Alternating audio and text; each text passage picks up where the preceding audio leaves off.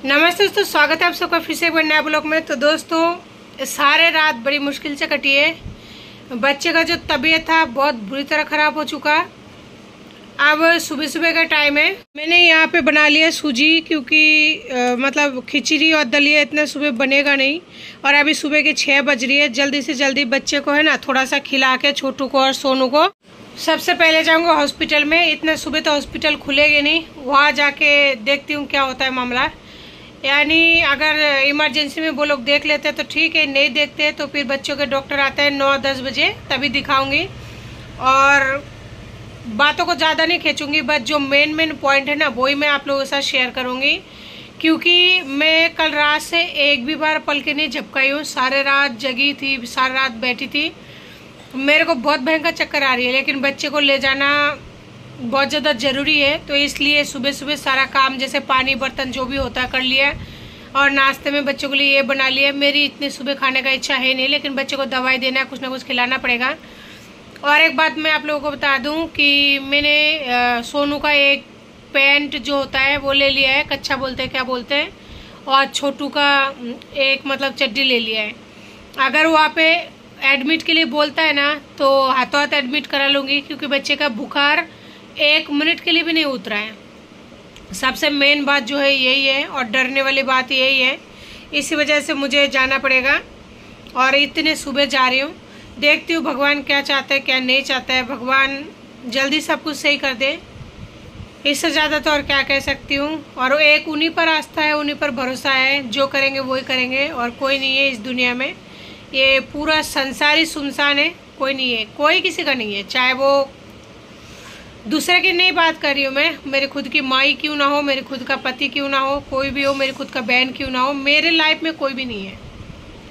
तो बस बच्चे को अभी खिलाती हूँ, खिला के निकलती हूँ हॉस्पिटल। तो जी जैसे हॉस्पिटल के अंदर है ना, तो मुझे यहाँ पे जो फ्री में खाना देता है ना वो मिला। यानी एक हॉस्पिटल में वैन आता है 9 बजे के लगभग। तो मैं काफ़ी देर पहले पहुँच गई थी। पहुँचने के बाद में कुछ प्रोसेस वगैरह की, उसके बाद में बाहर आई यहाँ पे किसी काम की वजह से। तो देखा वैन खड़ी हुई है, तो मुझे लगा एक बार है ना मैं ये जो वैन में खिचड़ी मिलता है उसे मतलब खा ही लूँ। क्या पता कब तक जाना हो कब तक नहीं हो। और डॉक्टर ने बोला है कि आप थोड़ा सा वेट करो।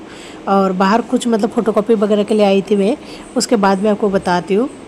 लेडीज़ थी तो मैं सोचा तब तक क्यों ना खा लेती हूँ। और ये जो खिचड़ी है ना बच्चे नहीं खा पाएंगे, क्योंकि इसमें बहुत ज़्यादा मिर्ची वगैरह होते हैं। और वैसे है तो मतलब मरीजों के लिए, क्योंकि हॉस्पिटल में अगर कोई फ्री में बांट रहा है तो मरीजों के लिए है। लेकिन ये है कि बहुत ज़्यादा मिर्ची वगैरह है। और ये गवर्नमेंट की तरफ से आते हैं, वो आता है ना अन्नपूर्णा रसोई बोलते हैं क्या बोलते हैं, उसी की तरफ से आते हैं। हर रोज़ आते हैं 9 बजे। तो मैं थोड़ा आज आ गई थी, तो घर से खा के नहीं आई थी। बच्चों की तबीयत ख़राब था तो दिमाग भी काम नहीं कर रहा था, इच्छा भी हो नहीं रही थी। तो यहाँ पे खा लिया। और मुझे नहीं पता था ये खाना जो है मेरा 24 घंटे का हो जाएगा, क्योंकि उसके आगे का आप वीडियो देखेंगे ना तो आपको अंदाज़ा लग जाएगा कि मैं आपसे ऐसा क्यों बोल रही थी। क्योंकि मुझे सारे दिन में नसीब नहीं हुआ था खाने के लिए, ऐसा हुआ था। और शुक्र है कि मैं बच्चे के लिए थोड़ा सा कपड़े लेके आई थी घर से, और एक पानी का बोतल लेके आई थी। ये मेरा घर का पानी का बोतल है जो कि मैं रेगुलर यूज़ में लेती हूँ, और ये बच्चों के लिए ही है। और ख़ास करके लेके इसलिए आई हूँ क्योंकि बच्चों को थोड़ी थोड़ी देर में ना पानी की आवश्यकता पड़ती रहती है, इस वजह से। और सोनू पकड़ रखा है फ़ोन, छोटू यहाँ पे कर रहा है मस्ती। सोनू बोल रहा था मैं आज पकड़ लेते हूँ और आप जो है खाना खा लो शांति से, क्योंकि जो खिचड़ी था वो थोड़ा सा गर्म था, इस वजह से उसने ऐसा कहा है। कहता है कि अगर आप फ़ोन पकड़ोगे ना तो हो सकता है आपके हाथ जल जाए, इसलिए मैं पकड़ लेता हूँ। तो दोस्तों देख सकते हो वो जो वैन दिख रही है ना येलो कलर की, उसी में आते हैं और उसी में बांट के जाते हैं। वो वैन भर कर आते हैं।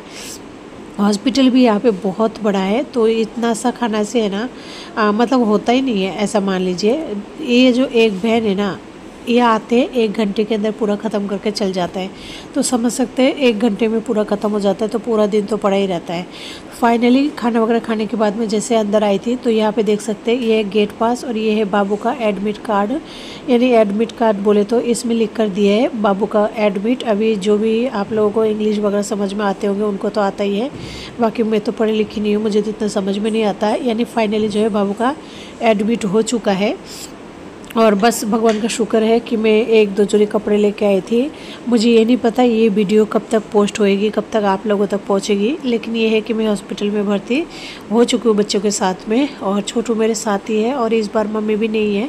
यानी मुझे जो है पूरी लड़ाई खुद को ही लड़नी है, और मैं भी ये देखना चाहती हूँ कि मैं कितना लड़ सकती हूँ दोनों बच्चों के साथ में, और भगवान मुझे लड़ने के लिए कितना शक्ति देते हैं, और देखती हूँ भगवान मतलब मेरे साथ कितना बनाए रखता है। तो देखिए यहाँ पे बहुत सारा जाँचें लिख रखी है। अब क्या क्या जाँचें मुझे ये तो नहीं पता, लेकिन बस एक ही चीज़ समझ में आता है, CBSE जाँच और वो 1-2 चीज़ें जो। और देखिए यहाँ पे 3 तरह के ब्लड का सैंपल दिया है उन्होंने। एक बार तो सोचा था वीडियो नहीं बनाऊँ, लेकिन फिर भी बना लिया। और यहाँ पे है लैब बोलते हैं, क्या बोलते हैं, लैब में देने के लिए बोला है। तो यहाँ पे बहुत भयंकर लाइन लगी हुई है, और दोनों बच्चे यानी छोटू और सोनू जो है अकेले है ऊपर। तो समझ सकते हैं मेरा दिल कहाँ पर है कहाँ पर नहीं है। तो यहाँ पे जैसे मैंने सैंपल दिया तो उन्होंने बोला आपका एक है ना वो रह गई है मतलब कि यूरिन का डब्बा उनको मतलब देना था, बाबू का टॉयलेट मतलब भर के, वो भी जाँच लिख रखे थे, लेकिन मुझे नहीं पता था।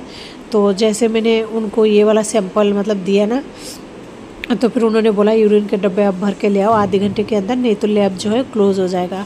फिर मैं लेकर गई कि देखो अभी अगर वो टॉयलेट कर देता तो अच्छी बात है। वैसे बच्चे हर वक्त करता नहीं है, और यहाँ पे जो लिफ्ट है ना आजकल ख़राब हो रखी है, तो इस वजह से भी थोड़ा प्रॉब्लम हो रही है। ऊपर नीचे जाने में आने में है ना घुटने में बहुत ज़्यादा दर्द हो जाती है। और देखिए कितना बड़ा ये हॉस्पिटल है, तो इसमें उतरने चढ़ने में है ना बहुत ही हालत ख़राब हो जाती है, लेकिन क्या कर सकते हैं। और देखिए इतना दूर तक ऊपर आना पड़ता है पैदल, और एक बार नहीं हज़ारों जाना पड़ता है। इस बात का गम नहीं है कि मैं 1000 बार जा रही हूँ आ रही हूँ, गम तो इस बात का है दोनों बच्चे अकेले हैं। देखिए सोनू का तो हालत ख़राब ही है, उसका ड्रॉप वगैरह जो है चढ़ चुका है, और वो इस तरह से सो रहा है, और छोटू यहाँ पे सो चुका है। तो दोनों बच्चों को अकेले छोड़कर इस तरह से काम कर रही हूँ। मुझे समझ में नहीं आता कि भगवान मुझे इतना ज़्यादा परीक्षा क्यों ले रहा है, और दोनों बच्चों को इतना ज़्यादा तकलीफ़ क्यों दे रहा है। खैर जो भी हो, बस भगवान साथ बना रहा है, इससे ज़्यादा और क्या चाहिए। जैसे मैं आई तो छोटू सोया हुआ था, और दवाई लेके आई थी जो डॉक्टर ने लिख के दिया था, और इसका ग्लूकोज चढ़ा हुआ था। सोचिए अगर उसे लेटरिन जाना हो तो वो कैसे जाएगा, और अगर छोटू को लेटरिन जाना हो तो ये कैसे लेके जाएगा इस सीरीज़ को हाथ में होते हुए। और अगर ग्लूकोज की बोतल भी खाली हो जाए तो फिर ये कैसे जाएगा बोलने के लिए कि मतलब ग्लूकोज का बोतल खाली हो चुका है कि मुझे यहाँ से टॉयलेट जाना है। और यहाँ पे जो है छोटू का तबीयत जैसे वो सो के उठा बहुत भयंकर वाला ख़राब हो रखा था, उसे फीवर हो चुका था। तो मैंने सोचा कि इसे डॉक्टर को दिखा लो।